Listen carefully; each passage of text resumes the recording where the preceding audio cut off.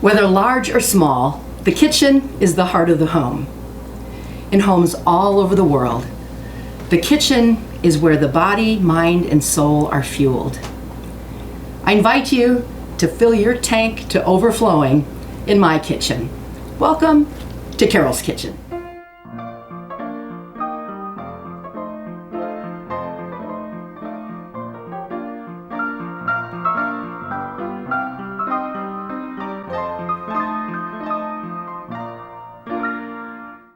Our musical guests today are three members of the Lazzelle family from right here in Watertown.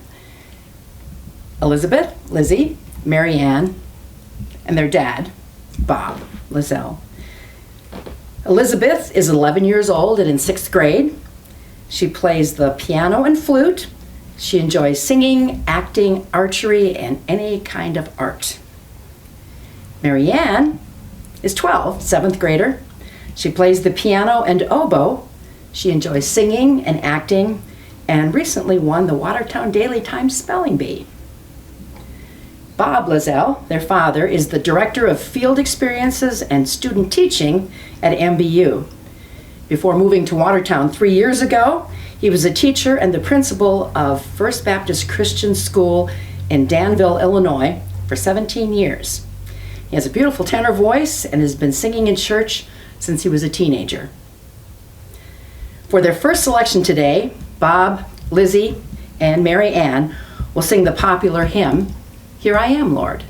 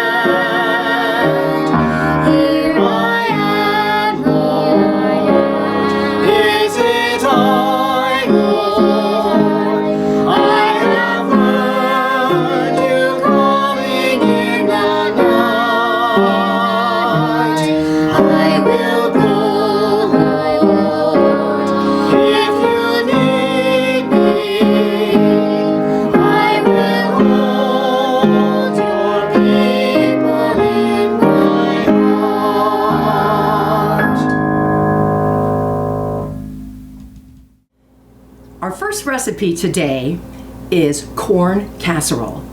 A friend of mine served us at a meal years ago, and I got the recipe because it was so amazing, and I'm going to share it with you today. It's so simple. You start with a cornmeal mix, corn muffin mix, Jiffy or something similar. Add 2 eggs already beaten.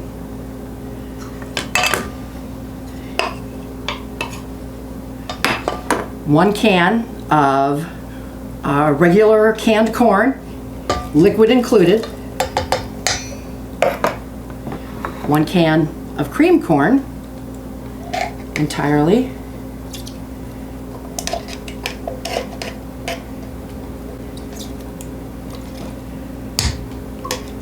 And finally, 8 ounces of sour cream, or it's a cup, 8 ounces.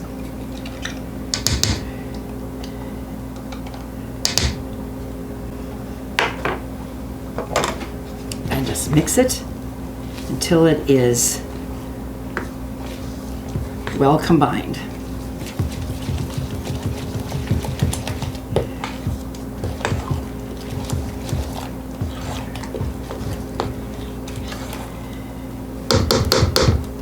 Simple. Then pour it into an 8x8 casserole. It's been pre-treated, sprayed with a cooking spray.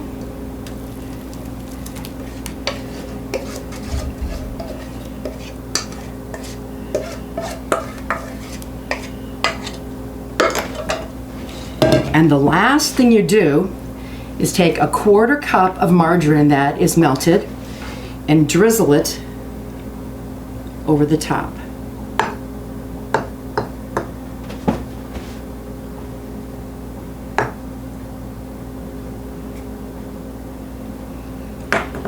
Place it into an oven that has been preheated to 350 degrees, which we've done.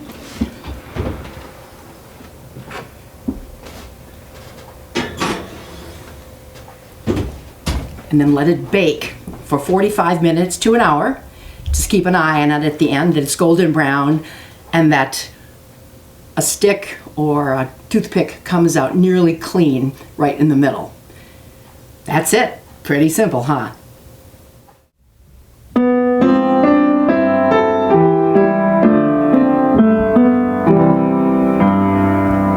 What grace is mine that he who dwells in endless light go through the night to find my distant soul, and from his scars poured mercy that would lead for me, that I might live and in his name be known. So I will go wherever he is calling me. I lose my life to find my life in him. I give my all to gain the hope that never dies. I bow my heart, take up my cross and follow him. What grace is mine to know his breath alive in me. Beneath his wings my wakened soul may soar. All fear can flee, for death's dark night is overcome. My Savior lives and reigns forevermore. So I will go wherever he is calling me. I lose my life to find my life in him. I give my all to gain a hope that never dies. I bow my heart, take up my cross and follow him. I bow my heart, take up my cross and follow him.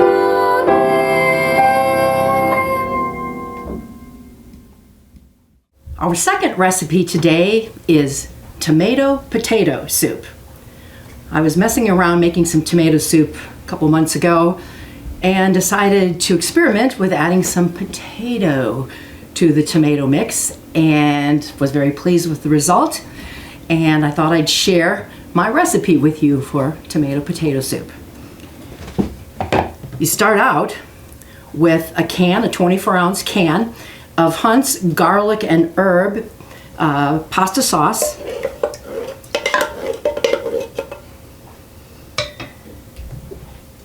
And take chicken broth and just 24 ounces of chicken broth. Just use the pasta can for measuring the 24 ounces.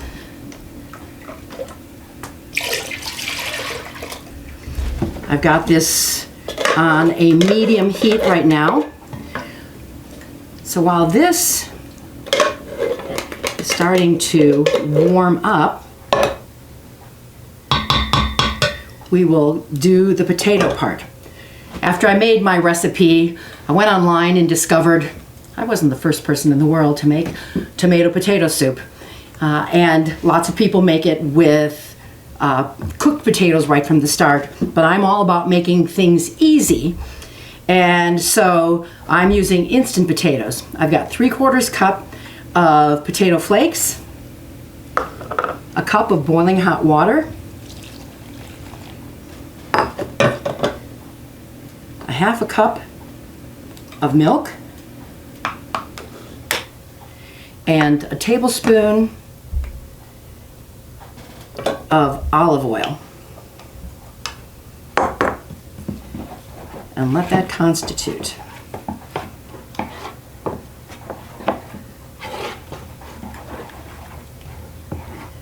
I told you this is easy. You add this to the tomato and broth mixture.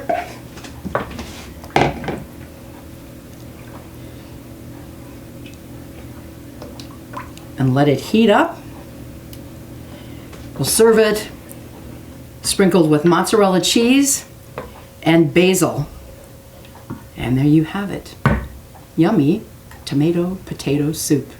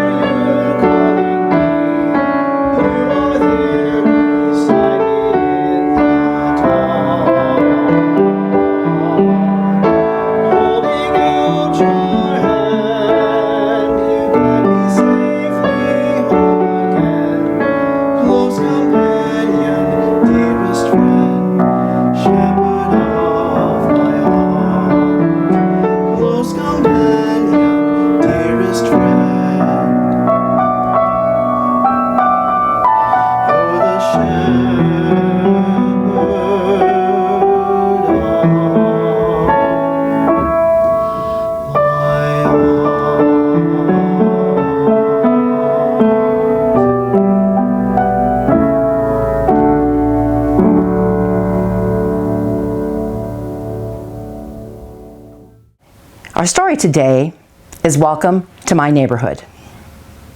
I think an entire TV series could be based on the neighborhood where I grew up in the 1950s and 60s.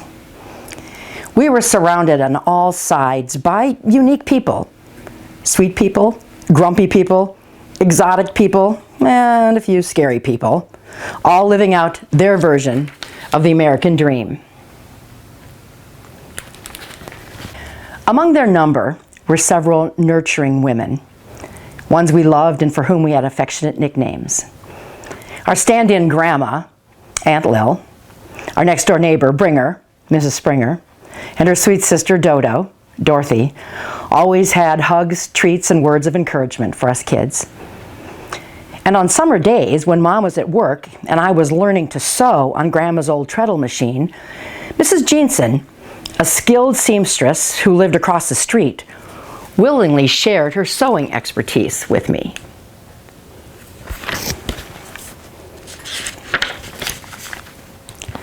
A quiet, elderly woman named Mrs. Wiegenhorn generously allowed the neighborhood kids to gather chestnuts from a tree in her yard. But otherwise, she kept mostly to herself, and it's no wonder. The leather-coated hoodlums from the nearby high school congregated on her corner before and after school every weekday to smoke cigarettes and look tough. Mrs. Wiegenhorn thought it best to stay inside with her shades pulled. Poor dear.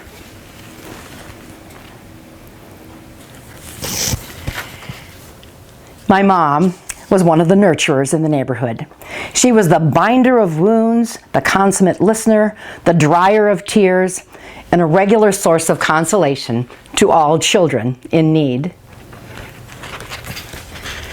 Some of the neighborhood women were not so affirming.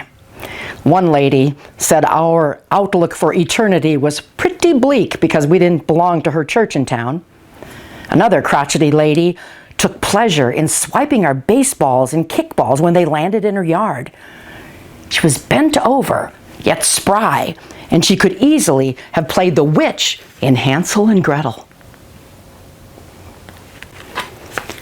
Once, when I got up the courage to knock on her back door and timidly ask the whereabouts of any baseballs or kickballs that may or may not have rolled into her yard, she invited me inside. And on top of the refrigerator, I spied a large box filled with balls, many which predated my existence. Amazingly, she allowed me to claim the ones I recognized, and I beat it out of there before she could shove me into her oven. It probably won't surprise you to learn that there were several wolves in our neighborhood, but not the furry kind with fangs.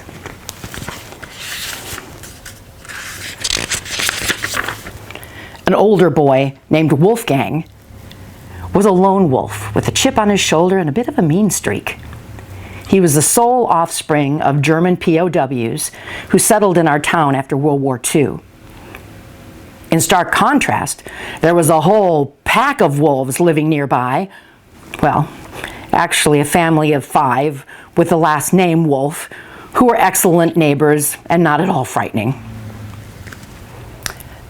The adult men in our neighborhood were collectively serious-minded with a strong work ethic. When they came home from an arduous day on the job, they mowed their lawns or shoveled the snow, read the newspaper, smoked cigars, and expected dinner to be on the table. If you were a kid, they might acknowledge you with a grunt, but little time was spent cultivating relationships with children who were not theirs. Several retired men filled their days with fishing, yard work, puttering at their workbenches, or playing pinochle at the local ice house. One of the retirees, a curmudgeonly old man, regularly yelled at all the kids in the neighborhood for nothing in particular and everything in general. I realize now that he must have had Parkinson's disease, for his hand shook something terrible. Mom told us that deep down he was a nice man and that we should pray for him. Some of the older boys played mean tricks on him, but I didn't find one bit funny. The prickliest residents of our neighborhood were a childless couple who were first-generation German immigrants. Both had been members of the Hitler Youth Organization and believed that the Holocaust had never happened, that it was a complete fabrication.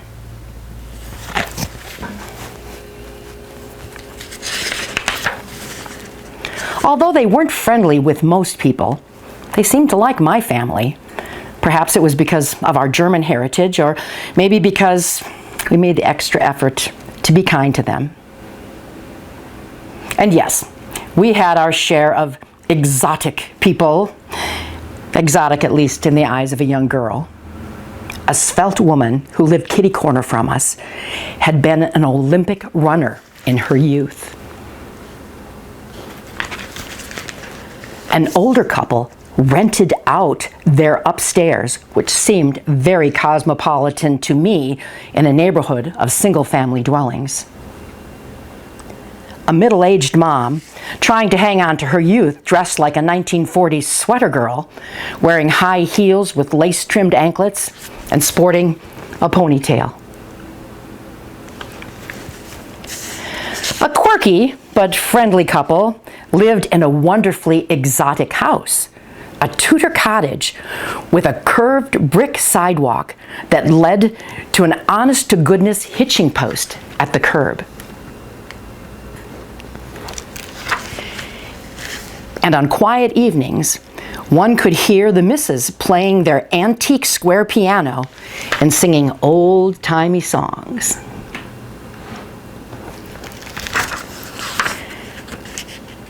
We also had a real live inventor on our street, an olive-skinned man with messy hair, bushy eyebrows, and black horn-rimmed glasses, who was off the charts intelligent, but who also liked his hooch.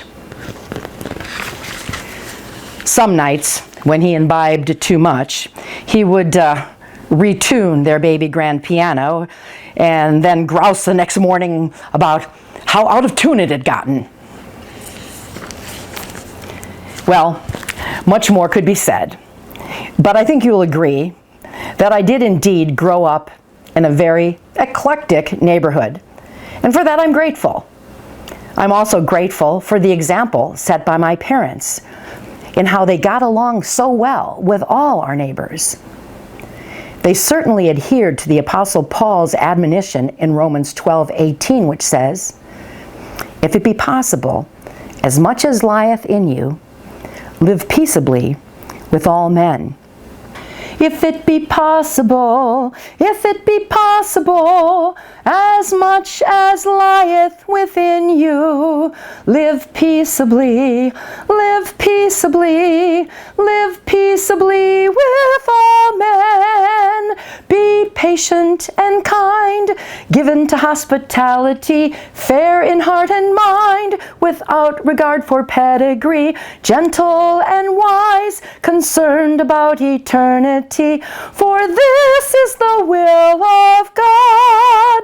If it be possible, if it be possible, as much as lieth within you, live peaceably, live peaceably, live peaceably with all men.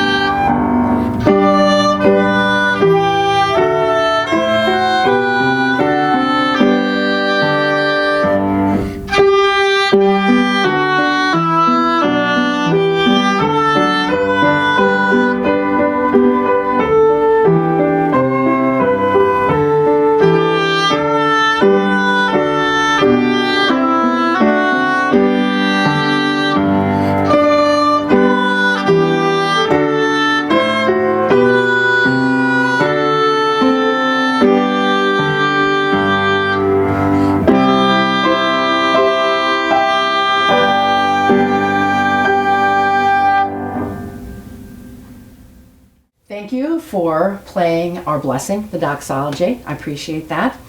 And now it's time to taste test our tomato potato soup with mozzarella cheese and a basil sprinkle and the yummy corn casserole.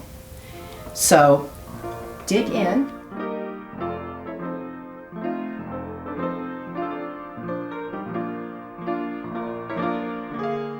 For copies of today's recipes, phone 920-262-4021 or email watertowntv@cityofwatertown.org.